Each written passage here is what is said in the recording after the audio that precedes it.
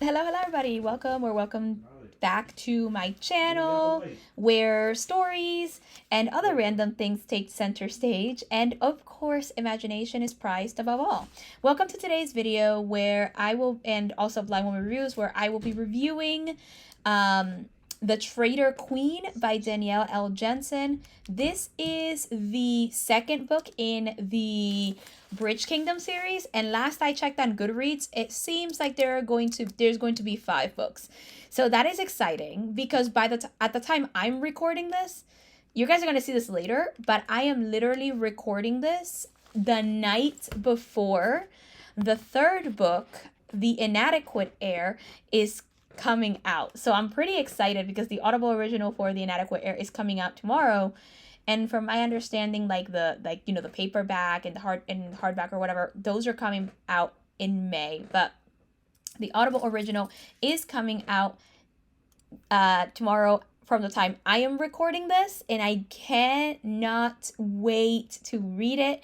I am all caught up, and I really look forward to it. I even have a little bit of a prediction thing. I feel interested, but I'll talk about that maybe a little bit at the end because I do want to talk about it. I won't go into spoilers in this book as far as I know, but if I do, I will let you know if there's a spoiler thing. Anyway, here we go. Lara has only one thought when her husband is taken prisoner. I will do whatever it takes to set you free. A queen now in exile as a traitor, Lara has watched Ithacana be conquered by her own father, helpless to do anything to stop the destruction. But when she learns her husband, Aaron, has been captured in battle, Lara knows there is only one reason her father is keeping him alive, as bait for his traitorous daughter. And it is bait she fully intends to take.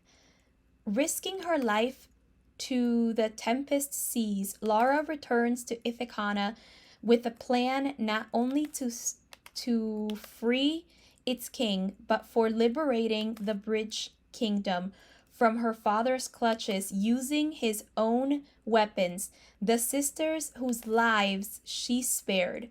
But as Lara and her companions formulate a plan to free Aaron from her father's palace, they soon discover that while it is easy to get in, it will be quite another thing to get Aaron and themselves back out. Not only is the palace inescapable, there are more players in the game than Lara ever realized.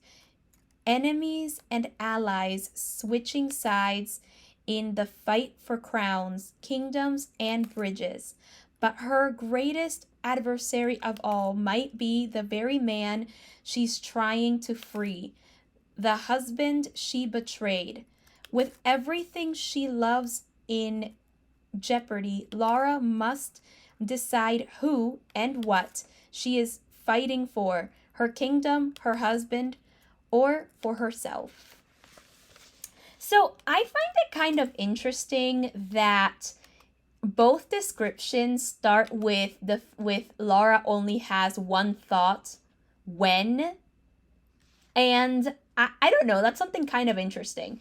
And I know that for the third book at least, that is not the case since we are not hold on. Okay, since we are not following her point of view, we're following Zara, who is the general, who actually becomes relevant later on in the book, in this one. But overall, I think this was a really good sequel. I talked about sound effects in the last book and how basically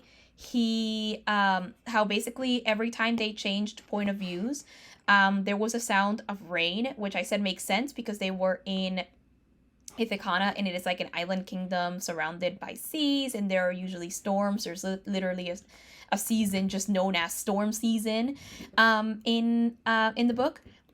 And so it makes sense. Now there is another sound effect, but it's kind of like, it's hard to describe. It sounds kind of like eerie, a little bit darker. It sounds almost like drums, but not fully. And I like it. I think it fits perfectly to the kind of book we're kind of getting into. The pacing is perfect, the writing is great, then the audible narration is also amazing. I actually enjoyed it. My favorite part of this book is that we get more of Aaron's point of view, which I think is awesome because I feel like that is something that should be that the other book was also kind of lacking. But I feel like either way though, it gave the right amount of point of view, even if I didn't get as much as I wanted to in the last book. But I feel like we got the right point of view this time, in the right amount for both of them, and I'm actually quite happy with that. So yeah.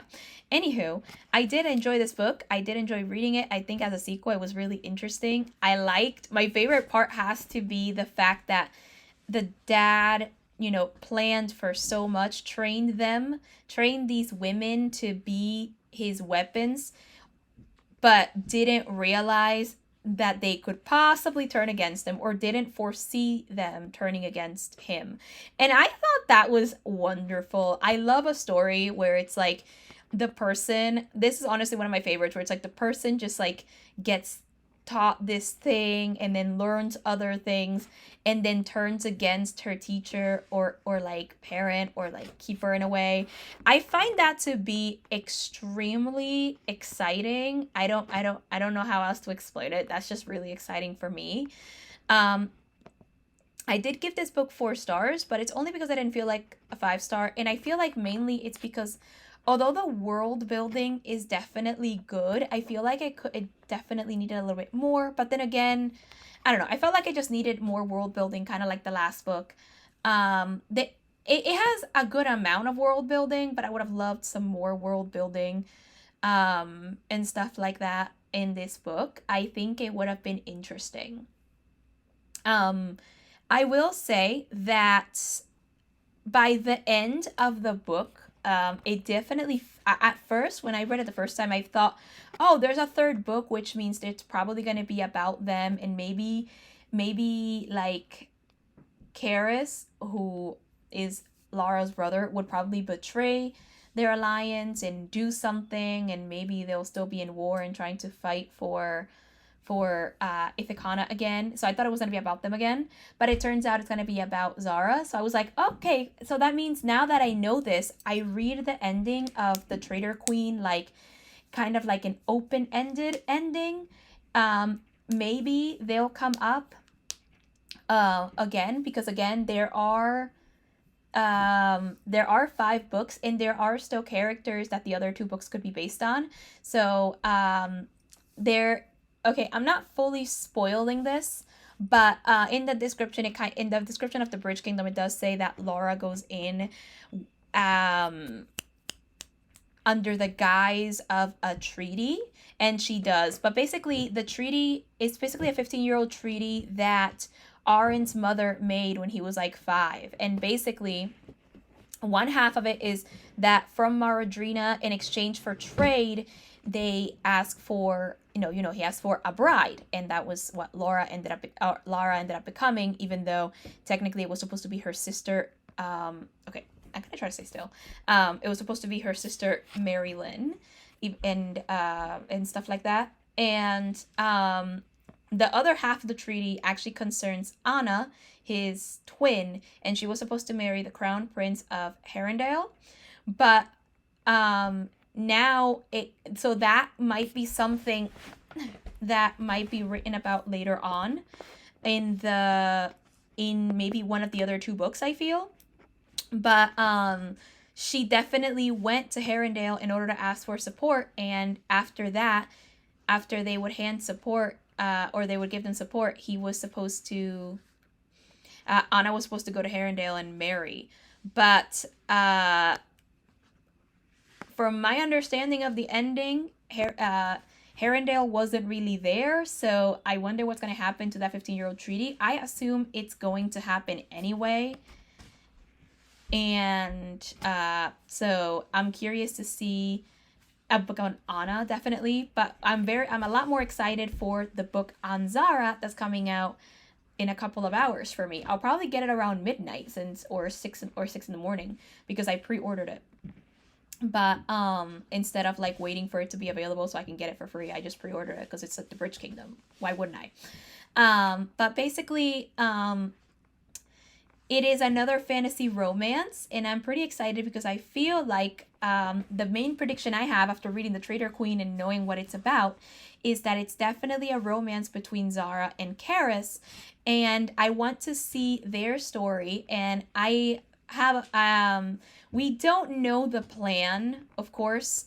We don't know fully the full plan that Karis has. So I'm curious to see now how it would be revealed in this book and how this book might intercept with the story of the bridge the Traitor Queen. So I definitely feel like that book is going to intercept one way or another, or it might it's either that or it's just going to like be kind of like a almost like a prequel type before the Bridge King, before the Traitor Queen starts, maybe like a book in the middle, or it's gonna intercept, or and then if it is kind of like a book in the middle where it's like before the Traitor Queen stuff, maybe the fourth book would be about the stuff that happens in between the Traitor Queen. So I feel like this is like the main prediction I have, like without spoilers, definitely. Also, not to mention, I'm really interested in finding out Zara's history. But overall, though, The Traitor Queen, 4 stars, awesome book. Definitely looking forward to rereading it. I'm actually hoping that this is not the last time in the Bridge Kingdom series that we see Aaron and Lara. I'm hoping to see them more. And because it's such an open-ended ending, they could write more stories about how Ithacana recovers from the war and maybe what kind of future they're going to give their people now that they have the bridge again, and that they're probably going to try to get allies. And now that Karis is going to be definitely on the throne, since he's the Silas's heir, from my understanding, what he is going to do for his people. I'm assuming that stuff is going to come up, and I'm curious to see what that looks like now. Let me know your thoughts on The Traitor Queen if you've read it. I am super excited for The Inadequate Heir. Let me know if you're excited or not. If you like this video, give it a thumbs up and subscribe as well if you're interested in my content. Yeah, do that and turn on notifications so you're aware the moment I release a video. And I will see you in my next video for nonfiction recommendations. Yes, I want to kind of do a short theme video, and it just kind of popped into my head, so I figured why not.